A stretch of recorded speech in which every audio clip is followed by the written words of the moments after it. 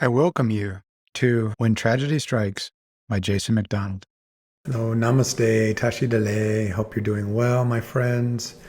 This is episode number 2 of When Tragedy Strikes, which is a experience-based teaching about what I went through yesterday, October 9th, 2022. I had a head-on collision with another vehicle when I was driving through an intersection. Somebody pulled in front of me and caused a head-on collision. And so I'm using this experience of mine to share challenges and wisdom so that people can understand what I experienced. That's what this class is going to be about. One thing that I want to do before I move on is just a quick overview. What I talked about last episode, which was episode 1, was the fact that any experience in our life can be our guru. Our guru is not only a living person who's teaching us, and we should not only practice Dharma when we're sitting on a cushion, meditating, etc. What we should do is we should make our whole life the Dharma so that we can truly learn and saturate the Dharma into our mind, into our heart, into every cell of our being. And so that's what my experience might be able to help you understand. Is I'm looking at this horrible car accident, which I walked away with very minor injuries. I'm very, very blessed. But I'm looking at it. It is very traumatic nonetheless. It's a traumatic thing to go through. But I'm looking at it as a powerful aid to learning. So hopefully you can sort of see that as I continue forward. On episode 2, I'd like to talk about trauma. What is trauma? It's the way that I would define it is trauma is what we experience when something so overwhelming happens that our body and mind cannot process it. I'm no expert about trauma, but I have some insights just purely based on what I experienced since yesterday, almost exactly 24 hours ago from right now. One thing that I would sort of explain is, when you talk about examples of trauma, what are some of those examples? One could be a violent situation where something violent happens either to you or near you. A car accident could be very traumatic. A health scare, a near-death experience, an assault, somebody, physically or sexually assaults you, that would be very traumatic. All of these things would be examples of trauma. Now, one of the things that this experience taught me, which I've been thinking a lot about even before the experience, but there is no substitute for a powerful, scary, overwhelming situation which can shake you and wake you up and bring you into this moment and show you that life is extremely precious and extremely fragile. And really what it comes down to is that anything can happen at any moment. Let me say that again. Anything can happen at any moment. And that means we have to drop the illusion of control. And the way that we do that is we have to really understand and contemplate that we have to learn how to accept uncertainty. Most of us don't like uncertainty. We want to plan things. We want things to go according to the plan. We want them to go the way we want them to go. We want them to be stable, reliable, and really we want to control everything. Yesterday when I had my car accident, I was driving to a beautiful forest, a nature preserve. I love going there and hiking through the trails. Here in Indiana, it's called Ritchie Woods. And I thought I was going to go have a beautiful hike. I didn't have that hike. I'm not in control.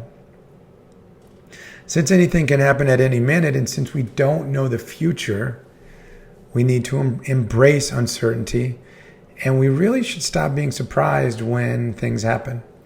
We really should try to deeply understand that everything's uncertain and literally anything can happen anytime, and especially anything can happen when you're least expecting it. Get in the habit of just revisiting this powerful truth each day. If you do this, if you revisit the fact anything can happen at any time, then you will expect the unexpected and you'll be at peace when all types of different tragedies unfold. If you don't revisit this accepting uncertainty each day, then when the tragedies come, or even just minor things like losing a job, or maybe that's not minor for some people, but losing a job or having an argument with a friend or family member, those things can be almost overwhelming if you don't get yourself in the mindset of embracing uncertainty on a deep level. So if I were you, I would build this into your daily meditation. I know I'm going to. Embrace the unexpected. Embrace uncertainty. Embrace that control is a total illusion. All we can really do is have positive, pure motivation, positive intention, positive aspiration. May everything I do be for the benefit of sentient beings. But know this, whether or not you have certain intentions and plans, and even if you're doing great practice, tragedies will come to your doorstep.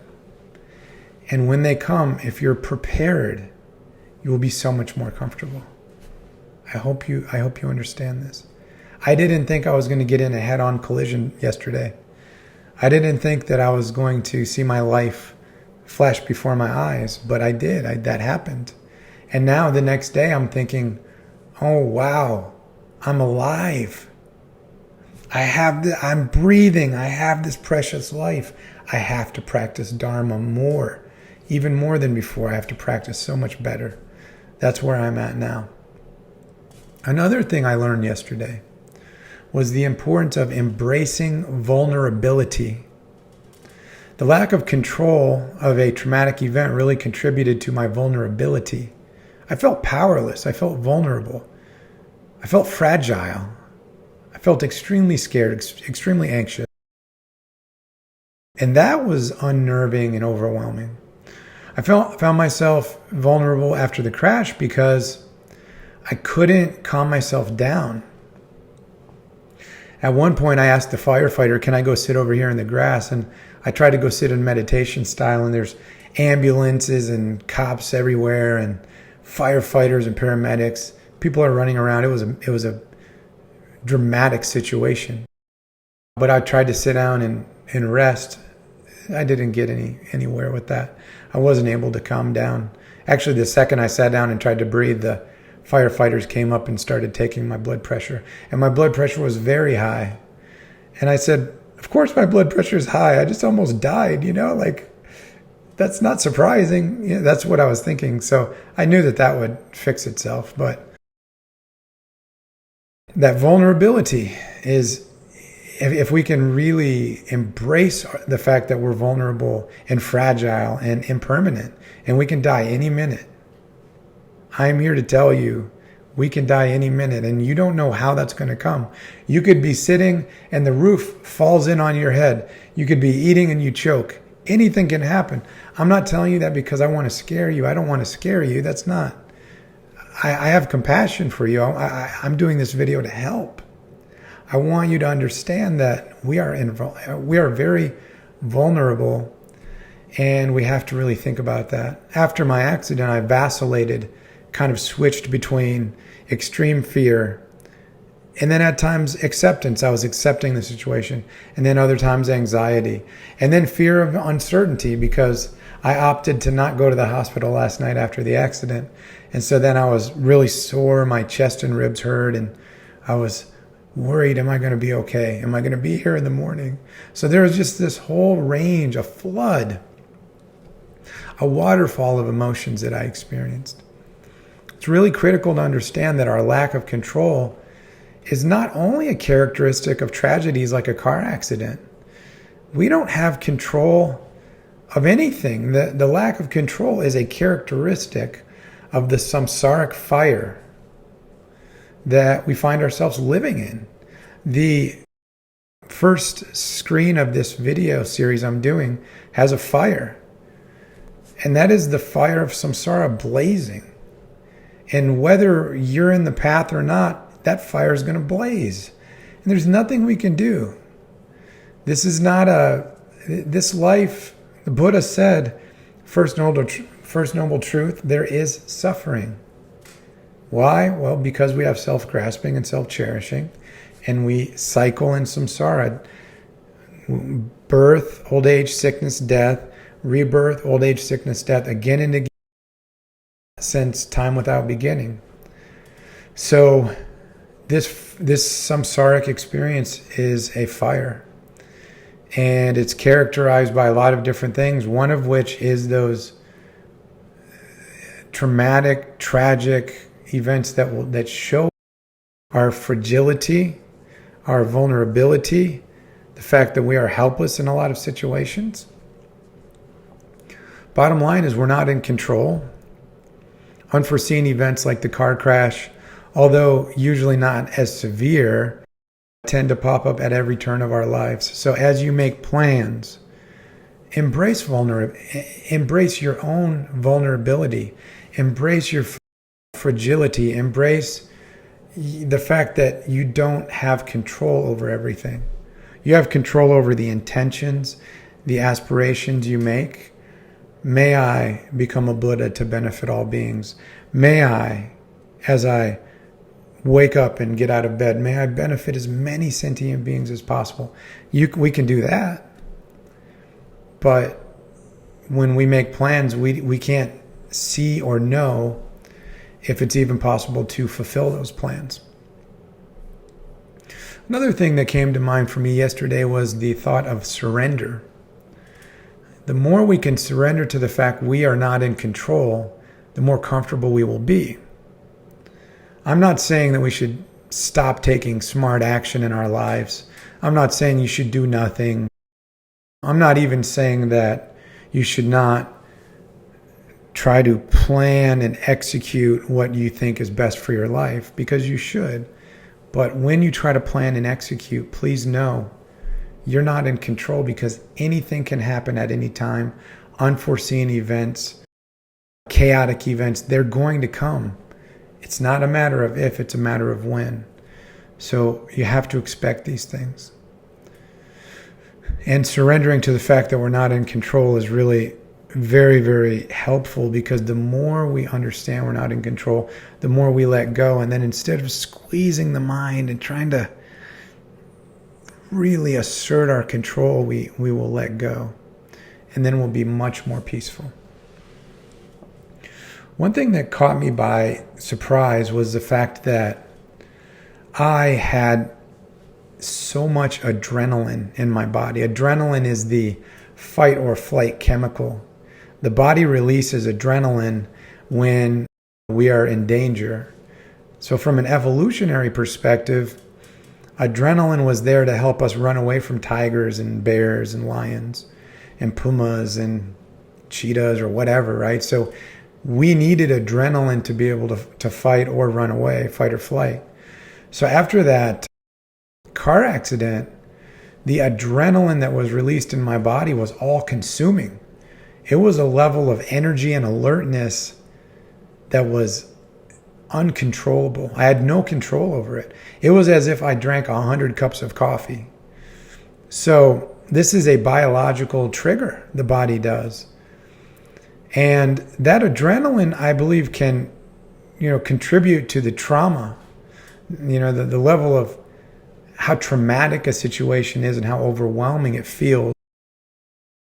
To one degree, could be a result of the adrenaline that we experience. When I came home after my car accident, nobody's at my home. I was home alone. I walked in. I wanted to sit down and try to chant or meditate, but I just kept walking around. I couldn't calm down. And that was because my body's biochemical response to the tragedy or the trauma of the car accident, the head-on collision, was adrenaline. So adrenaline was running through every vein of my body, through all my channels and my, all of the subtle and subtler channels in my body, and it was washing over me, and I couldn't control it. So what I did was, immediately when I got home, I went on a 40 or 50 minute walk. And then that did start to help me. But even after that, I got home and I still was extremely on edge. And my heart didn't really slow down until my car accident was around 5 p.m. I don't think my heart stopped beating fast until maybe midnight. So when we have traumatic experience, if this adrenaline comes up, sort of, you have to understand you can't control it. Maybe the most important thing I learned was patience and self-compassion. Immediately after the accident, actually a little precursor, I meditate a lot. I chant, Tibetan Sanskrit mantras. I meditate. I do silent meditation, shamatha breath meditation, dzogchen and mahamudra, resting in naked awareness, resting in rigpa. I do all of these practices. So I'm not advanced, but my mind is pretty stable for the most part. I rarely have any sort of anger or anxiety. It really takes a major event for me to get really pushed around by my mind or by my emotions. And so this experience dominated me. The level of energy in my body overtook me, and I couldn't calm down, and I found myself kind of judging my Dharma wisdom and judging my practice and thinking, why can't you just get it together? And at a certain point, I began to realize that's foolishness. What I really needed was self-compassion, because I had just been in a near-death experience, and who knows why I was able to walk away from that. Millions of people die each day in car wrecks, and they're not so lucky like I was. So really having self-compassion for the pain that we're going through. And self-compassion, it can be a little bit of a thin line between selfishness and self-compassion or self-love. Self-compassion is just that voice in your head that says, it's okay. You had a hard day, my friend. You almost died, my friend. It's okay. Relax. It's okay to be a little scared. It's okay to be terrified. It's okay to be completely crazy and out of control. Okay? And that's important. And just saying, it's okay. I'm with you. I love you. Saying that to yourself is fine. Now, next session, I'll talk about self-cherishing, because I did experience the overwhelming thought of selfishness, which pops up, and I'll talk more about that next session. But overall, this was session 2. And again, I was just sharing some of the experiential things that I learned through this process. And I hope it helps somebody. I really do. That's why I'm sharing these. I want it to help people so that it doesn't go to waste. Okay, I love you all. I dedicate the merit of this Dharma activity to all mother sentient beings. May they become Buddhas in one lifetime after receiving the merit. Emaho. Bye, friends. Love you all.